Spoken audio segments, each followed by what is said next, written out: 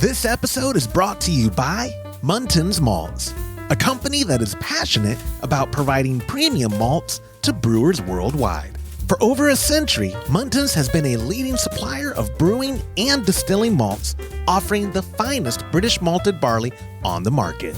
You can experience the difference Muntins offers by joining a recipe receiving tier of our Trub Club, because every kit that ships out now includes premium Muntins malt. You know, we've known the Muntins crew for a long time, and I can tell you, friend, you're going to love brewing with their grains. Ask your local supply shop to carry Muntins malts, or homebrewers can join our Trub Club at homebrewhappyhour.com/club, be a part of the community, and come brew with us. Thank you, Muntins, for supporting our efforts and homebrewers worldwide.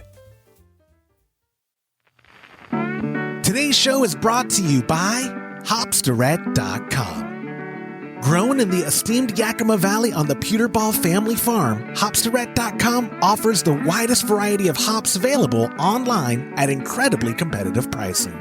It's simple. They grow hops, they sell hops, and they ship hops straight from their family-owned farm to your doorstep. Producing the highest quality hops is Hopsdirect.com's passion, and they're proud to be an independent grower in the craft beer industry. Go to Hopsdirect.com right now and get what you need to make your brew day better. That's Hopsdirect.com.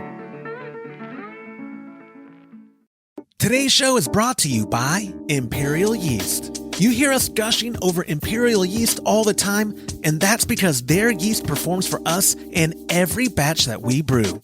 Imperial Yeast is adored by commercial breweries and home brewers alike. Their pitch-right pouches are jam-packed with over 200 billion fresh yeast cells, guaranteed to deliver flawless, fast fermentations every time. Imperial Yeast strains are grown by a team of pro brewers and home brewers who live to help other brewers learn more and ferment better.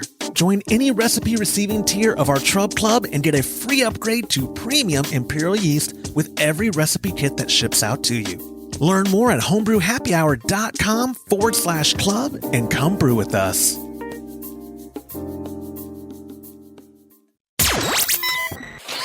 Entertaining shows with content that spreads information and sparks discourse throughout the community. This is the Pearl Media Network. Balancing a home draft system, tips for maintaining a glycol chiller, and discrepancies in my gravity readings. This is Homebrew Happy Hour, episode 419.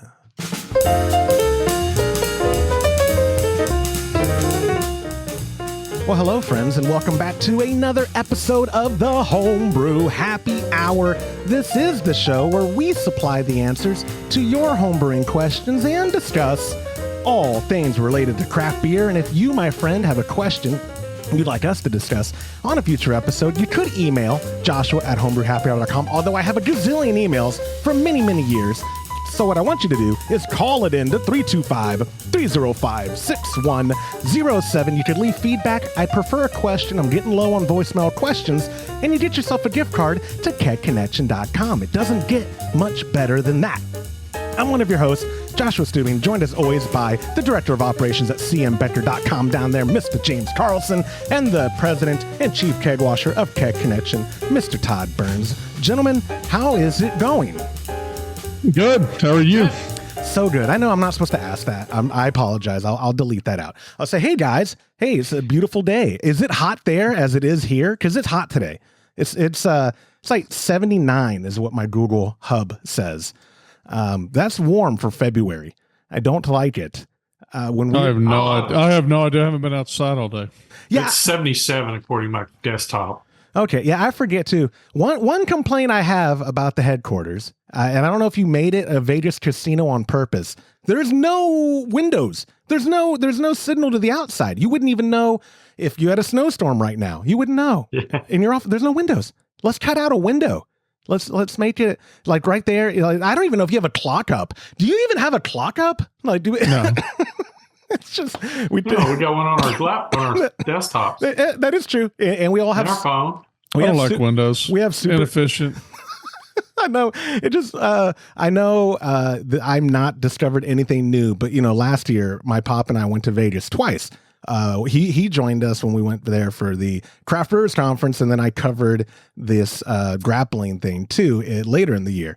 And casinos, I don't know about the pumping oxygen in, but when I told my dad, I was like, what time of the day is it? Like, we were sitting at a table for I don't know how long. I wasn't wearing my watch. And he's like, oh yeah, you don't have, if you're not by the front entrance, you have no idea. They do that on purpose. They want you just sitting there. Allegedly, they're pumping in oxygen, trying to keep you peppy. They keep bringing you drinks too. Yeah, Todd, maybe, you know what? Headquarters would be better if we had some girl, a cocktail waitress walking around and bringing drinks sitting around. Anyways, guys, we have a wonderfully packed episode. I've got a little bit of small talk to get through. We are brewing for this month. If you go to patreon.com/homebrew happy hour, join a recipe receiving tier, and boom, you're going to get a London Porter shipped to you at the end of the month. It's a wonderful recipe. We haven't done London Porter time. Yeah, you're going to like I that. like London Porter. We haven't done one as the Trub Club since 2023, and I believe it might have been January or February or March. I'd have to look at the spreadsheet. It's been a while. I like London Porter. It was one of the episodes where, one of the recipes where people were like, hey, are you going to do this one again? Because I'd like it. Of recent recipes that I can remember, people have requested, a lot of requests for the breakfast stout. I don't know if we've ever done that as the Trub Club. It's a very pricey kit.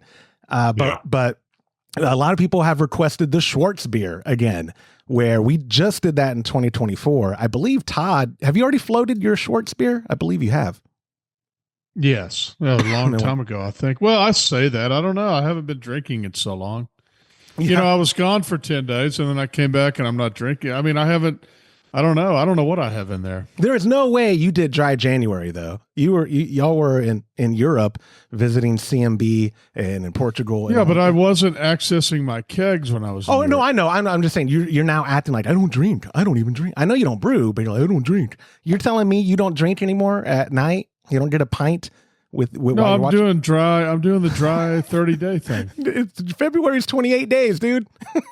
No, I started, I'm doing 30 days. I started the day I got back from the trip on the 24th. Oh, okay. Yeah. Well, good for you. I can't wait to see this new year. I never do that. Yeah. Just so you know. James is like, you're not going to peer pressure James into dry anything. He's an adult. He does what he wants. That's one of life's little joys that I have, to come home and have a homebrew.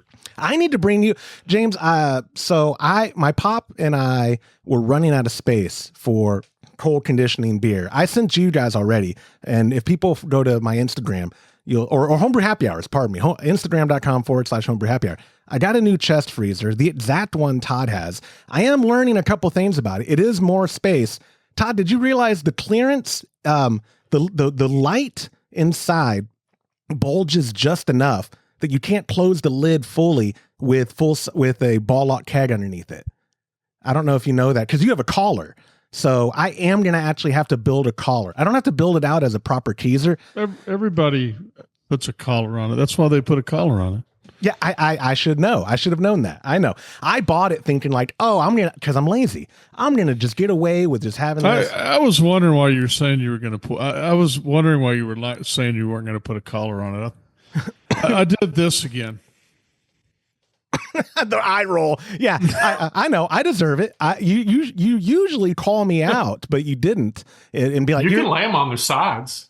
Oh, you know what? Then it's going to settle on the side. So when you pick it back up, it's going to. That's not a bad idea. Why don't you just put a collar on it and make it into a keezer like you were planning on in the first place? Well, that's the thing. Why must you be so lazy? I wasn't planning on a keezer. I can put a collar on it, and then in the future, drill it out. You weren't planning on having it as a keezer? No, because we serve at my pops. We have taps for serving there. If you literally said you were going to make a keezer in your communication. Well, I know, but I meant I said I'm not going to make it a proper keezer yet. If I put a collar on it, then that definitely future-proofs any plans of drilling out. I don't need to serve here more than opening it and using the event faucet. Believe it or not, guys, I love the CMB event faucet. That's why I don't remember when it came out. I think it came out before I ever started working full time for you. I think it's been in the industry for a while, but Oh, really? It is the event faucet that C.M. Becker sells. I mean, it's at least 10 years old, isn't it? Oh, it's a lot older than that. It's like 30 Cornelius, years old. that was originally a Cornelius product many, many, many years ago. I mean, it's probably 50 years old. Right. My point just being, like, one of the reasons when we did our like favorite gear talk of the last year, I didn't really bring it up because it's been around so long, where the Floated is up there, but always tied for first. I love the event faucet, and this isn't a sales pitch. I'm just telling you guys, it is the best thing to have if you keg beer, because Todd showed me years ago how to use it properly when force carbing to test the levels, because you can't use a normal Cobra tap when you're force carbing. It's going to spew everywhere because you're at 35 PSI or whatever. The event faucet, I can dial it in, but also too for my sparkling water or for serving my dad a taste of beer while we're doing our brew day live. It's easy enough to just bloop, plop on whichever keg and then pour, and then I'm done. It's great. It's one of the greatest inventions ever. I promise you. I'll put a link actually, because now this is a sales pitch. Go to kegconnection.com and get yourself a CM Becker event faucet. Speaking of Brew Day Live, while we're recording this, I'm waiting on my pop to confirm. I believe this month it's going to be Saturday, February 22nd. I'm waiting on him to check with my mom. She is ultimately the one in charge. As everyone knows, Mexican mothers are always in charge. So we are waiting to hear back from her. But plan on it right now. I don't have a graphic because I don't have it finalized. Saturday, February 22nd, 10 a.m. Central, probably, is when we're going to be doing Brew Day Live of that delicious London Porter, which again, go to patreon.com/homebrew happy hour, join a recipe receiving tier, and get it shipped to you at the end of the month. Thank you to our sponsors, Muntons Malt, hopsdirect.com, and of course, Imperial Yeast, for always providing premium ingredients that make these kits what they are. I had a guy reach out recently for a PDF of one of the kits, and he was sourcing this was earlier in the year. He followed up with it, and he was like, man, I'm not really that happy with how it turned out. And I don't want to I won't say the company's name. The yeast he used is where I said, brother, I think that's what makes the difference. I really do. He kind of skimped out, bought a cheaper yeast. It was also older. His local homebrew supply shop had older yeast that they were selling for cheaper. I told him, I think that made all the difference in the world. If you don't have fresh ingredients from our sponsors, you're not going to get the best results. But anyway, all of that being said, I think that's all I had for small talk. Oh, I did also put on here a quick recap. The Big Bend trip was good. Have you guys ever had Permian Pilsner? It's from a brewery out of, what's that? Midland. The Permian Basin? No, out of Midland. I forget what that is the Permian Basin. Yeah, that's the Permian Basin. Okay, that makes more sense then. Have y'all had Permian Pilsner? No. It was so, you know, when you go to Big Bend, they have the restaurant up there and they have the convenience store up in the basin. So beggars can't be choosers. We didn't bring a lot of booze. I brought whiskey because it travels easy. My father-in-law brought some Shiner Bock, but my dad wanted beer. We went up there. Besides the Michelobes and the Coors and all that, we saw this Permian Pilsner. I recommend it. It's pretty good. I think you guys would like it. It is no. Oh, I've never. So the brewery is who? Oh, Falls City or something City Brewery. Permian Pilsner. I think you'd like it. It's pretty good. It was definitely refreshing after a day of hiking and you're all tired. You know, as any Pilsner is after a day of doing hard work. That's like the quintessential I'm done with the day beer and you know, and not getting sloshed. Like we were at the campsite, my pop and I having a couple every night and feeling good and getting good sleep after looking at the gazillion stars in the sky. It was a really good trip. Also, before we get into it, though, I want to let people know at the end of the month is the 10-year anniversary of Homebrew Happy Hour. I don't know what special things to do. Guys, maybe I'll shave my head for the 10-year. Maybe I'll do that. I shaved my beard for the 50th. I'm only kidding, of course. People know I'm bald already. But 10 years of Homebrew Happy Hour. Not 10 years of content. Don't do the math, because that would be like 520 episodes instead of 420 episodes. But it's been a long time since we launched the show. And I sincerely appreciate everyone watching or listening, which is the vast majority of y'all, and especially people who are members at patreon.com/homebrew happy hour. We literally could not do this without your support, and we thank you. This is true. Before we get into the show, I have personal listener feedback. You've said before we get into the show several times now. Like 2 or 3. I think two. Listen is here. that a feedback loop? Is that what we call that? Listen here, Mr. Burns. 2 is a couple. 3 is a few. Several is like more than 6. Okay, so I've only said it a few. One last thing. My pop, while we were hiking, and this episode's publishing after the hiking episode we recorded, my pop and I, while we're hiking. He had suggested, or we kind of came up with, do y'all think we could come up with a Lone Star clone for the Trub Club? Do you think that would be no? No, I'm not talking about. No, I'm saying the plausibility, not if y'all want it. I'm saying, do you think one exists? I haven't done the homework yet, but my pop was like, if he could brew a commercial beer clone, that's what he'd like to try to replicate. When's the last time y'all had a Lone Star? Don't dog it. How dare y'all? I've had a Lone Star. I had one with somebody a while back. That's all they had was Lone Star. Yeah. I would rather just put out a Bob Toots Cream Ale. Okay. That's a much better. Just think of that as a fancy Lone Star. Okay, you're not wrong. You're not wrong. We could just do that. We could just do and that is another recipe we haven't done in a while. Where, but to answer your question, yeah, I'm sure 100 people have done a Lone Star clone. I'm going to solicit the comment section at YouTube, or of course, obviously, anybody listening, you can text the hotline as well if you have feedback on that. If you were to join the Trub Club, hypothetically, would a commercial clone of a cherished national beer like Lone Star interest you? And if not, it doesn't hurt my feelings. You're just going to hurt my pop's feelings, which I'm okay with. My whole childhood was him hurting my feelings. So it's okay if y'all want to be brutal in the comments like Lone Star. Ugh. But that is his beer of choice when we go to the beach every year. So I had to bring it up. That is officially now, Todd, all the small talk that I have. So we have 3 great questions for this week. The first one is an email from our buddy Mark from Denver, and he wrote, "Hi, Homebrew Happy Hour. I finally took the plunge and built my own draft system, and I love having fresh beer on tap. I'm still fine-tuning things and could use your expert advice." He's talking to Todd. "Right now, I'm struggling with balancing the system.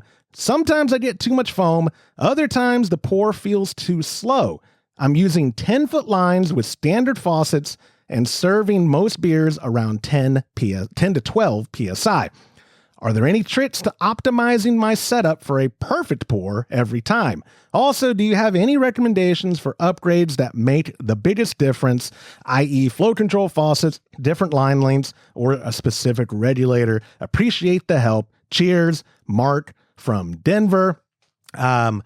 I know we've had some one-off videos, and we've talked about this sort of on any of the given 400 some odd episodes we've published before. But Mr. Burns, someone making a keezer, not, present company excluded, I think his first mistake might be the 10-foot lines. But what do you think about helping Mark balancing his existing system and some tips for dialing in either using what he already has or what he would need to accomplish that? Yeah, I mean, I don't disagree with you. I would not use 10-foot lines. I think that's too long. I would use a 6-foot line unless he has mitigating factors like he can't get the temperature down low enough, or he can't not over force carbonate a beer. Or that was a smart ass response part. I mean, if you're carbonating the beer and you're serving it at, you said between 10 and 11, 10 and 12, which is kind of my go-to is 11 because it's in between those two.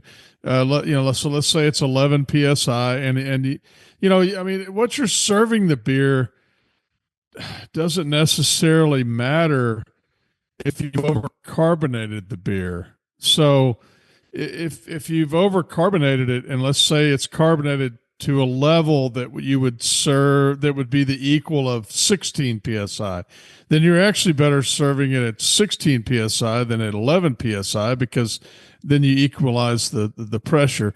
But quite frankly, it's probably going to foam either way. So what I would do is when you're carbonating the beer, make sure that you don't carbonate it all the way. Keep testing it and seeing where you like it, and then set it at that 11 PSI and let it naturally carbonate the last few PSI. And I think that would help a lot, because if you're getting beers, multiple beers, and some pour well and some pour down, and you got 10 foot of line, I would just venture to guess that some of those beers are probably overcarbonated. The other thing is temperature, of course. You want it between 36 and 38 degrees. If it's any warmer than that, it's going to foam. And if you have a keezer that you absolutely can't get down to 38, that would be a reason possibly to use a longer line. But your pour is definitely going to be slowed down considerably with a 10-foot line.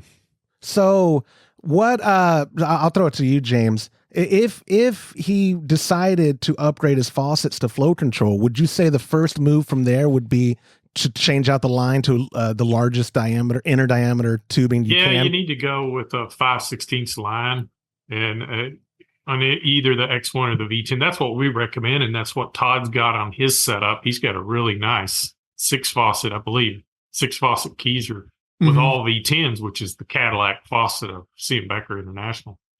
And you just don't want any restriction before it hits the faucet. In other cases where we would do a long draw installation, nobody's going to do that as a home brewer that I know of. There's probably somebody out there that has that. And those are special cases where we would have to put a choker line on to keep the system in balance. But for the most part, 5/16 ID hose in a keezer or kegerator will work just fine with a flow control. But that's our flow control, not, I don't think it's needed with a Perlick or a Nuka tap, because it's a different type of flow control. It's not a true flow control like ours. Yeah, we're actually working on some material regarding that. But I want to go back to something you said, Todd. Yeah, and real quick, too, on what he was saying, consider that our V10 probably gives you a somewhere around, from what we've looked at, somewhere around just over 15 pounds of restriction. It kind of set at an optimal location on the thing. That's going to be the equivalent of about 5 feet of line. So, between 5 and 6 foot of line. So that gives you an idea that, and like you said, I use 5/16 on mine. It works fine. You can use 5/16 quarter, but you definitely don't want to use 3/16. You're already compensating it. So what's the point of a flow? And you're just going to slow the pour down too much, just like with 10 feet of line. You just have to buy a flow control faucet. If you run a 3/16 ID hose, you have to turn the compensator basically off, go wide open, and it just just wasted money. Exactly, I was going to say, which defeats the purpose. Back to something you said though, Todd, and I legitimately don't know the answer. I'm not just setting you up with a softball. You're talking about if it's overcarbonated, or if they carbonated it to 16 psi, ideally, then you'd be pushing at 16. How would a home brewer measure that in their keg? Would it be putting a spunding valve on there and reading it? Is that how you measure what that keg was carb to? How would you determine? No. I mean, you have to have a carb tester, and the only way. We don't have a carb test. I mean, we don't even have a carb tester. We should have one. I keep saying I'm going to order one, and I haven't. But you need a carb tester. I mean, really, you would just know by tasting it and knowing that this is super carbonated. I mean, you can kind of tell if you drink a stout. A lot of times they don't have a lot of carbonation. You drink a lager, and you can kind of tell that it has more carbonation. You drink a Belgium, and it's lots of fizz in your mouth, and you can tell that it's got a lot more carbonation. But primarily, if you're serving a beer at 36 to 38 degrees, and you've got 5 or 6 feet, I'm kind of starting to go towards 6 feet on 3/16 line, just to give you a little bit extra. And it's foaming. One of the obvious things would be overcarbonation. There could be other factors, but this guy is specifically saying that he's getting foam on some beers and no foam, and he doesn't feel like it's pouring enough on others, which tells me that some beers likely are overcarbonated. So with his system, would you purge that keg that's foaming, let it sit for a day, and then put it on serving pressure, the 11, and let it sit for another day, and then try? Yeah, James just did that. Tell him what you did, James. I didn't realize it would work that quick, but tell him how you did that. Oh, okay. What we did basically is we just put a pressure gauge in front of the faucet or the compensator, and then measured at different adjustment settings, the difference in pressure. Oh, I'm sorry, James. He was talking about decarbing a keg. You had one that I'll tell you, I did. It was the first time I tried it. Normally what I would do is I would shake the keg off gas and purge it, but it took forever. So what I did was I just opened the relief valve. Now, keep in mind, you're not going to get any oxygen in there. It's got a blanket of CO2 sitting on it, but it's just going to slowly, the CO2 is going to slowly leave the liquid, and it worked great. Put it back together, and then now it needed to set because it had actually undercarb. It went from overcarb to undercarb. So when I put it back on the gas, it was set at 12 psi. It sat there for a week and got back to normal carbonation. But yeah, it was. We had for some reason, I guess when y'all had done the root beer, the pressure on that manifold was 35 psi. So I hooked Todd's beer on that, and I got one. It had sat in there for about a week, and I got one just to try it out. That's what I told Todd. I got one to taste it. Quality control. I appreciate that. Control. Yeah, it was like pumping out whipped cream. I was like, what is going on? And I couldn't get it to the compensator wouldn't have. It was crazy. And when it did settle out, it looked like sparkling water in the glass. And then that's when I realized, oh, this is overcarb. That's my bad. I got it, put it back on, let it set a week. It was fine. So I think you're good to go on that, Todd. First off, awesome. Apologies, because when y'all were out of town, I made those changes in the kegerator, and I didn't tell y'all. Our shipping lead wanted root beer, and I was like, yeah, we'll do root beer. I'm the cool guy here. No one can rein me in. My bad, guys. That was totally my bad. My fault. The root beer was good, though, for what it's worth. Here's another sales pitch. Go to kegconnection.com and buy yourself some rainbow flavor flavorings and make some soda at home. You want to talk about easy.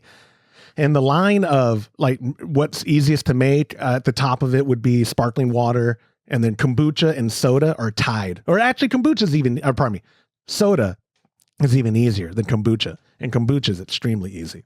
I was surprised. That's the first batch of soda I've ever made. It's not the first batch of soda we've made, and the three of us. Todd had soda at your party. I mean, you've made a lot of soda using those rainbow flavors, but. Anyways, so what I was getting at with Mark, or asking you if you could purge and all that, James kind of gave you a blueprint. If you're not looking to change anything at all, try that purge with the keg. You might have to be patient, but try that. Totally purge it, let it sit, then put it back on your 11 or 12 psi serving pressure, let it sit, and then see how that works. But obviously, if you've got the budget, I think he should go for some X1s. That's what my pop and I serve with. And we're talking like our serving lines are only as long as it takes to get from that tower shank down to the keg. So I'm going to say that's 3 foot on the high end. We're using 3 foot, 5/16 lines.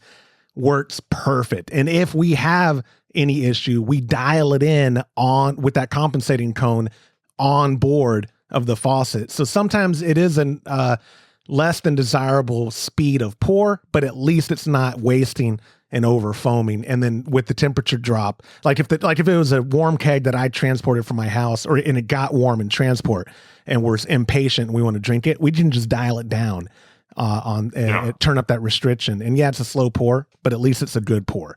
That would resolve it. But Mark, try the purging thing. Let us know. Follow up with me. If you are watching at youtube.com/homebrew happy hour, first off, hit that like button, subscribe to the channel, smash whatever. I forget the order. But leave a comment and let us know how you balance your home system. If we missed something, if you have any ideas of what Mark could do with his current setup, or what he should do in an ideal setup if you were to upgrade and spend Mark's money for him. Let us know in the comments below. Or, of course, you could always call it in to 325-305-6107. If I use your feedback on a future episode, you get yourself a gift card to kegconnection.com. Or if you leave a question to that hotline and I use it on a future episode, you get yourself a gift card to kegconnection.com, much like our second question of the show. It is a voicemail. It's our buddy Jerry from Phoenix. Hey, Homebrew Happy Hour crew. This is Jerry from Phoenix. I want to thank you guys for a terrific show. I learn a lot listening to you guys, and I usually listen on my commute, which is exactly where I am now. So if you hear car horns, it's because people don't know how to drive in Phoenix. I have just a quick piece of feedback for you and a question. I was just catching up on a couple of holiday episodes, and I heard your roundup of gear. And Josh, I got to agree with you. That Floated 2.0 is amazing. I've picked up a couple this year, and I'm slowly converting all of my kegs. It is so much easier to install that thing, and no more junk plugging up those dip tubes. So I love it. But another piece of gear I picked up this year, and a question I have for you guys, is I was lucky enough to get a Glycol chiller. I was gifted a brew-built Glycol chiller and a couple of stainless brew buckets to go with it. And while I'm figuring out how to use this thing, I really have no idea how am I supposed to maintain this. Do I need to do anything to clean out or flush lines? Do I need to replace the Glycol solution on a regular basis? I've heard at least a half a dozen different things on what the Glycol solution mix should be. So I wondered if you guys could maybe help me understand better how to manage and maintain my Glycol chiller so that I can have it for a good long time and have it doing what I need it to do as I'm making my beer. So I'd appreciate your feedback on that. Keep doing all the amazing things you're doing. Thanks for keeping me informed and entertained on my commute. And Josh, I have really nice things to say about you. Oh, yeah. Cheers. That people know how to get their question on the show. What can I say? He didn't actually say them, though. No, all I need... you know what? I don't like your attitude. I don't like that. He just said he had nice things. You're didn't say any of them. Oh my God. You know what, Jerry? I'm editing this out. We only have 2 questions. No, Jerry from Phoenix, thank you for leaving the voicemail. Real quick, I know I touched at the top of the episode. The Floated really is a great. I'm going to put a link in there because I don't think you guys understand. Todd did a video. I'll put a link to that too. I think it was a YouTube short we ended up publishing. You put it on a keg of kolsch that was freshly transferred and hazy, and the difference it made just in real time. It's incredible. It is a really good piece of equipment and piece of gear. I've really enjoyed using it. But for his question, y'all both used Glycol chillers, so I'm going to throw it to Todd first.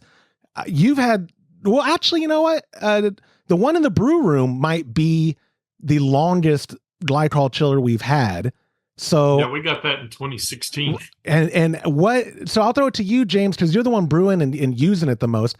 Is there any routine maintenance needed for a Glycol chiller, or is it just keeping it happy with liquid and letting it do its thing? The most important thing that you can do is maintaining your condenser coil. That's the little grate that you see on the outside that the hot air blows through. And the quickest way to clean that is just go get you a paintbrush, and then you can use your shop vac and turn the shop vac on as you're brushing those coils. You can use a liquid coil cleaner. Can kind of make a little bit of a mess, and it can accumulate some debris. It'll mix with all the lint that attaches to the coils. And especially if you've got the chiller somewhere in the laundry room, it could collect more lint. You just got to make sure that that condenser coil is nice and clean, because that's what helps move that heat out of that refrigerant and lets it do its thing to, worry about the evaporator. In a home system, an evaporator is what we call an A coil. So that's ambient air going through there. Well, with the 90% of the chillers on the market are water bath, and the evaporators are actually coils immersed in water that's circulated with a pump. And so the system is closed, so there's not a lot of things that you have to worry about on the Glycol. 2 things to remember. It's just antifreeze. So when you go to set your Glycol up, most importantly, read the manufacturer's instructions and what they recommend as far as the ratio. But basically, you're wanting to protect that down to about 20, 25 degrees. Because you're not going to have it won't even operate below that anyway. And you just want to have that protection so you don't freeze the coolant in the lines because it got too cold. Second, you can test it with an antifreeze tester. Now, they'll give you recommended ratios for a straight. We sell pure Glycol in gallon jugs. And then they'll tell you on the ratio, I would use distilled water. nice and clean. There's nothing in it. And then from time to time, just check the gravity, or check it with an antifreeze tester, and it'll tell you where it's good to. And as long as you don't have like chunks floating through it, you should be good to go. And the brushing that you're referring to, is that just a visual as need be, or are you doing it? Yeah, you can see the lint building up. So you can just, like with ours, we've got a UBC, and you can just get your little brush and you can brush the outside of those coils. It doesn't take very long to do, and then it'll make it run less. So as that lint builds up, it acts like an insulator on that condenser coil. So it's having to run longer to achieve the same efficiency in the water bath to hit that temperature. So that's the most important thing. If you can't reach it with a brush, then you'll be forced to use a spray coil cleaner, and they're fine. Just make sure you clean the mess up real good. The one at HQ I know is on a shelf. Yeah, that's what I was going to say. The one at HQ I know is disgusting. No, I'll just say it is actually off the ground on a shelf. Todd, yours at the barn on the ground. Does that imply it's going to get dirtier quicker because we're humans? We the dust and everything and whatnot. Do you find yourself having to clean, maintain whatever your glycol chiller more routinely? Like, are you doing it when you're cleaning your faucets, or have you not had any issues and you've actually not even thought about it? I've never had any issues. I've never thought about it. I like it. I had to throw it. One thing I would say is, like James said, check with the manufacturer. One thing that surprises me on glycol chillers is that different manufacturers give different ratios. So it must be something specific to their system, because one brand will give a completely different ratio than another brand. Glycol chillers aren't unique to that. That's like everything ever since the creation of the internet. I have found, like, I can't get a solid consensus on basically anything ever. The internet. Yeah, but you know what? I'm with Todd on that. It doesn't make sense, because what is the main purpose of glycol? It's to move liquid without freezing. So when you have different ratios, you either raise or lower that freeze range for the liquid being pumped through that system. So I was digging around on maintenance schedules on different manufacturers earlier today, and there was one of them, and I'm not going to say the manufacturer, but you had to change it out every year, and then conveniently had a link to their glycol. And I'm like, doesn't make sense. No, that's brilliant. It's working. Doesn't need to be replaced. It's closed. So it's not like it's being exposed to the elements. So that's brilliant. That's just my 2 cents. That sounds like my pop and I, one of the conversations we had, y'all think I digress. You should sit in on a conversation with me and my pop. It is wild. But we were talking about coffee, and he was like, the one I used to buy said, I'm making numbers up, probably 2 tablespoons, for a 12 cup or whatever. Or I'm making up numbers, but now they all say 4 tablespoons, and I know why. They want you buying their product more. His whole conspiracy, like, they raised the number not for the quality of the brew, but because they want us to buy more frequently.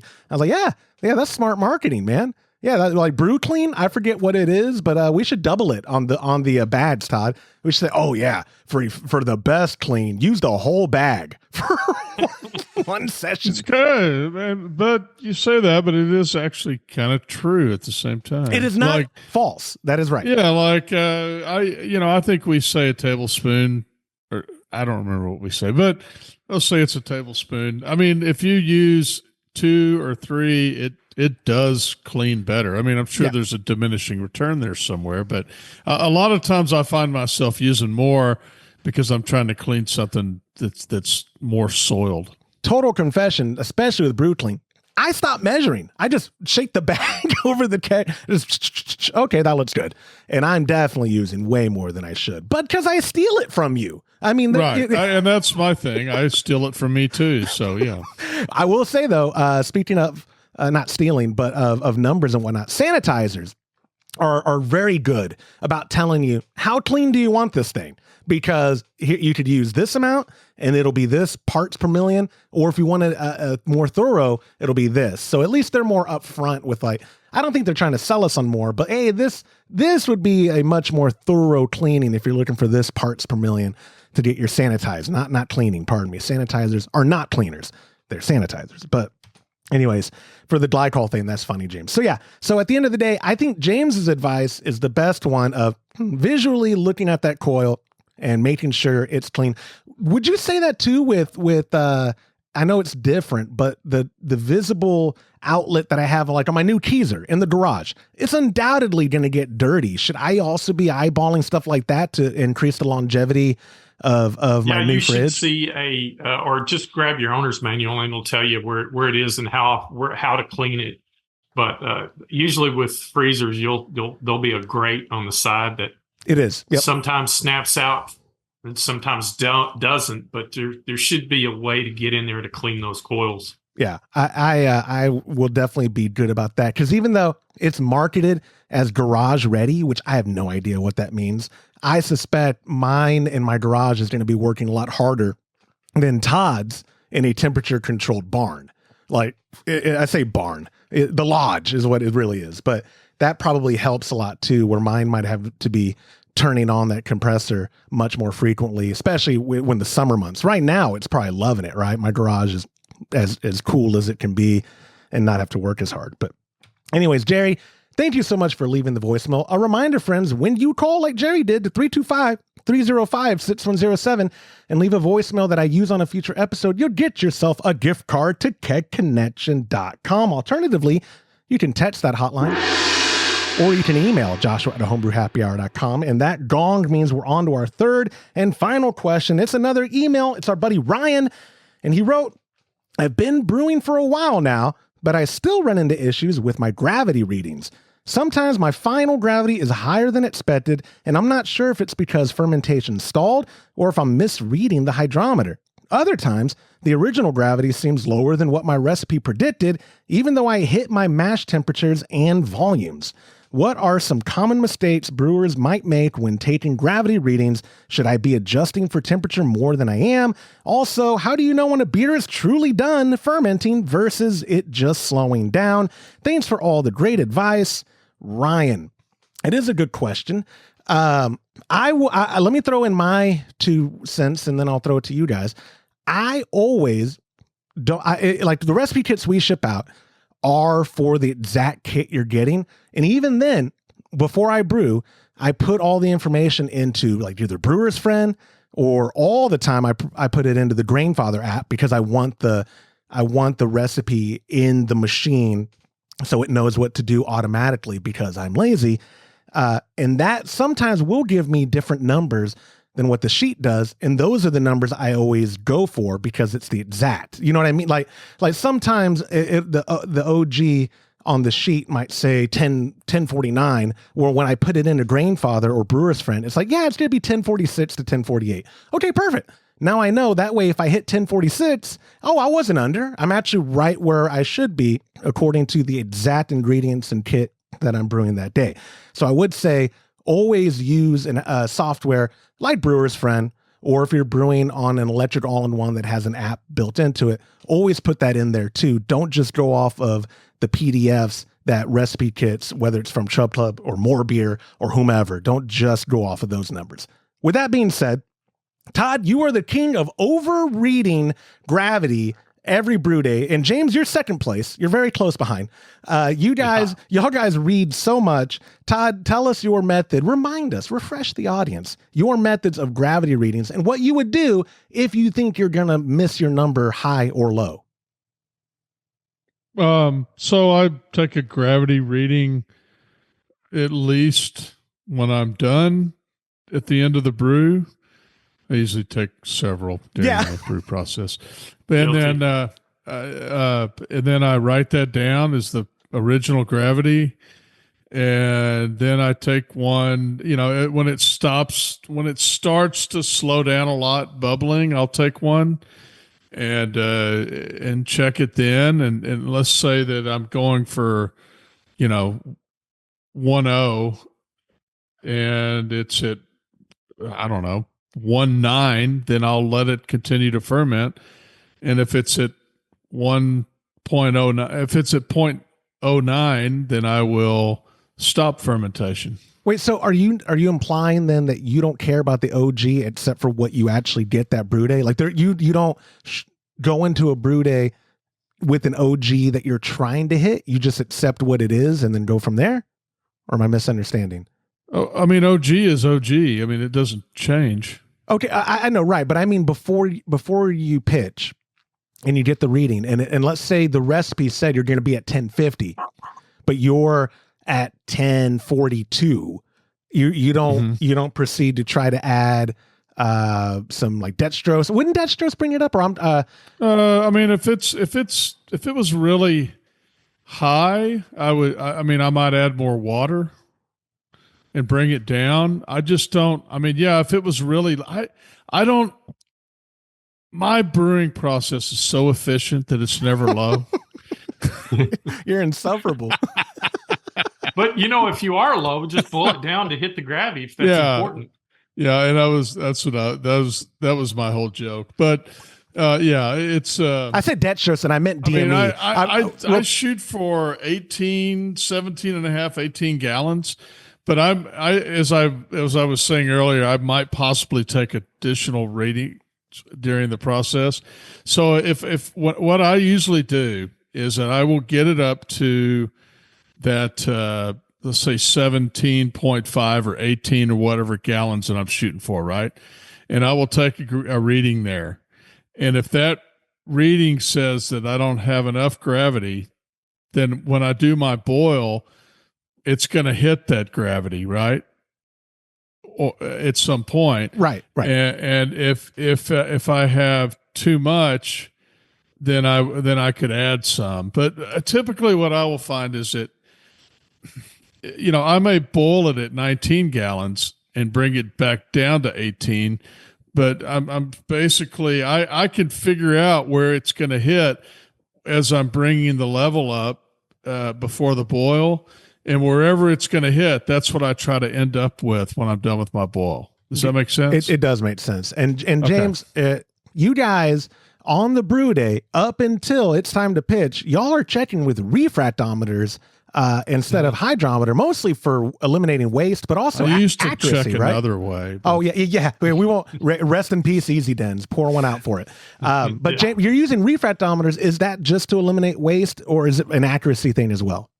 Yeah, it's quick. I mean, why would you want to cool down and fill up a vessel to drop a hydrometer in when you can get a drop and it hits room temperature? As soon as it hits the glass, you get a reading, wipe it with a paper towel, you're done.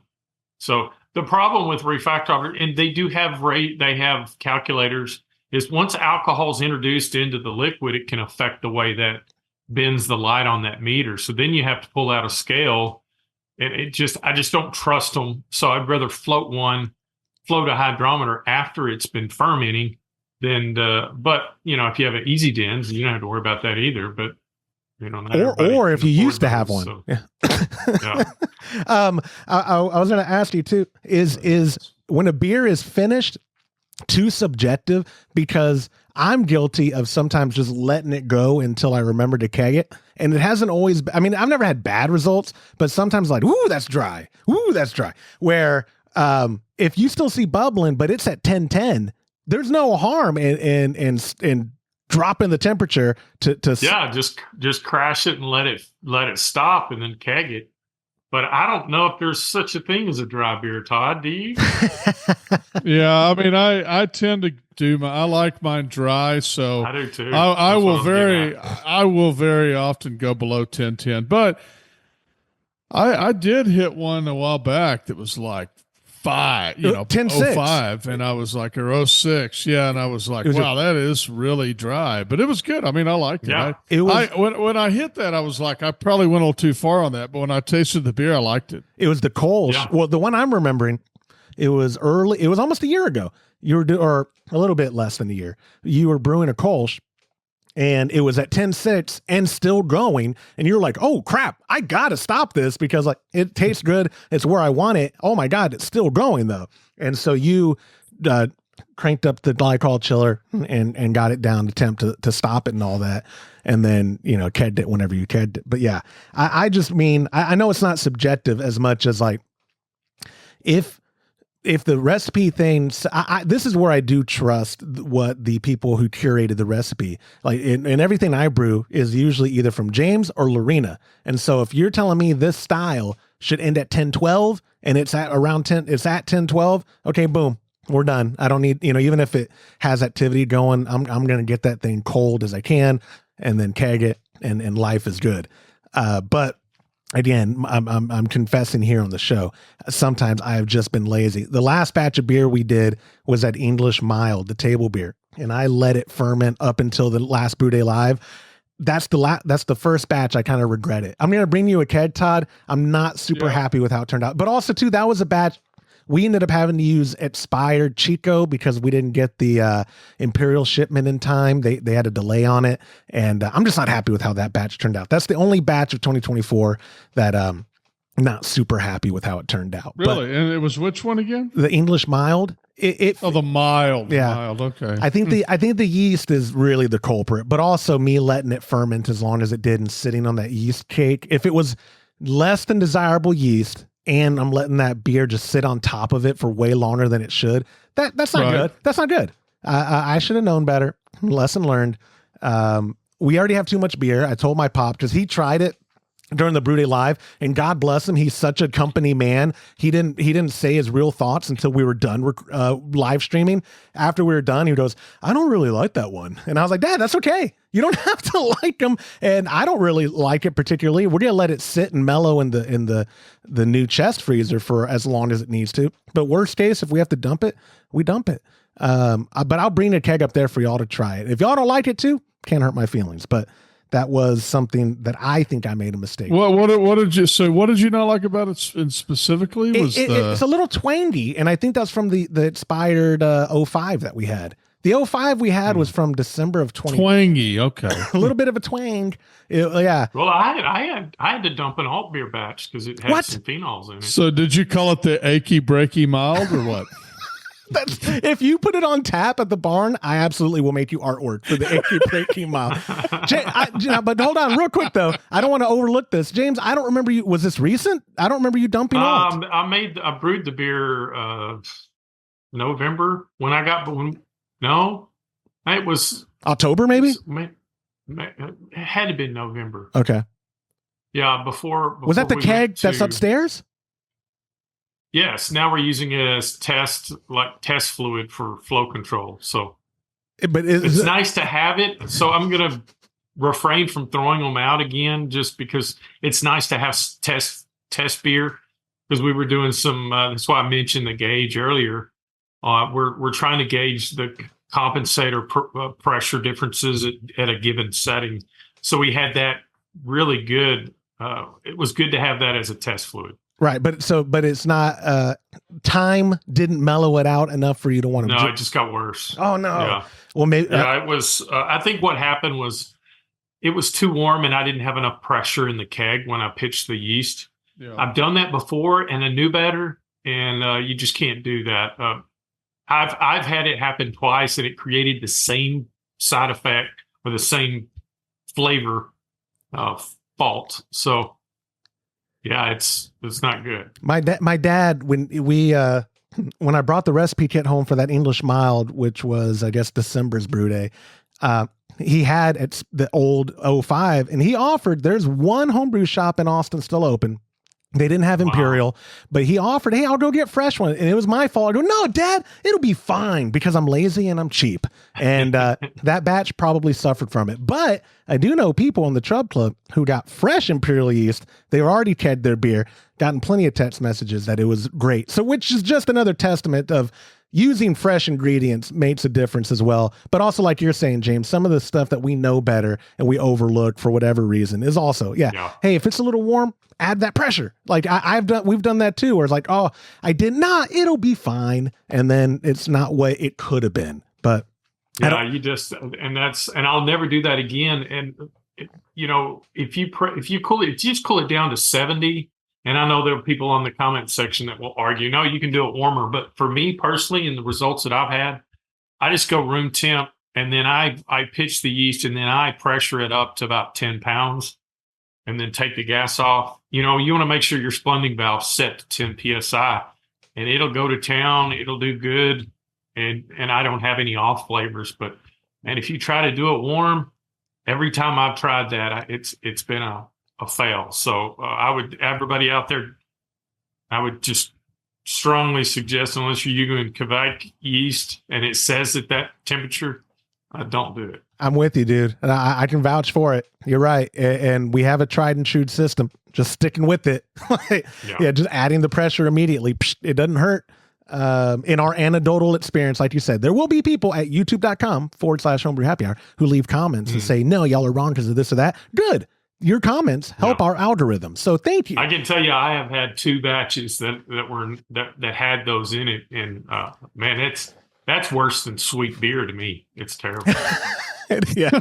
That's the one. The first one was the one Lorena tried, right? Yeah. Was that a pill? She actually came down. I was like, oh, because she's a Cicerone, right? Yep. So I was like, I need you to see what this is. And she just, oh yeah, that's phenols. I'm like, okay, cool. She is a treasure. She is. I love Lorena. She was on the show not too long ago, and she was like, hey, anytime you need someone to help fill in, I'll do it. And I said, be careful what you offer, because I will take you up on it, my friend.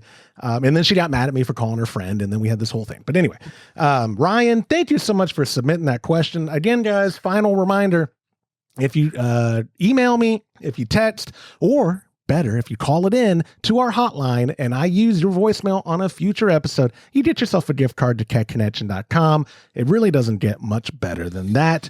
Gentlemen, I appreciate your time this week. I will be up there next week for a couple days, so I look forward to seeing y'all. Until then, enjoy the rest of y'all's week. Thank you. Have a good day. Likewise, and that will do it for this episode of the Homebrew Happy Hour. If you have a question you'd like us to discuss on a future episode, you could go to homebrewhappyhour.com. You could email joshua@homebrewhappyhour.com, or even better, call in a voicemail to 325-305-6107 and get yourself that gift card to kegconnection.com. Thank you to our show sponsors like Muntons Malt, premium grains for a better brew day. If you aren't already brewing with Muntons, give them a try by joining our Trub Club at a recipe receiving level. For the best hops available online, give our friends at hopsdirect.com a visit and pick up what you need for your next brew day. Also, get a pack of premium imperial yeast along with delicious recipes from us when you join the Trub Club. Go to patreon.com/homebrew happy hour and come brew with us. On behalf of Todd Burns, James Carlson, and the Pearl Media Network, I'm Joshua Stubing. Thanks for listening.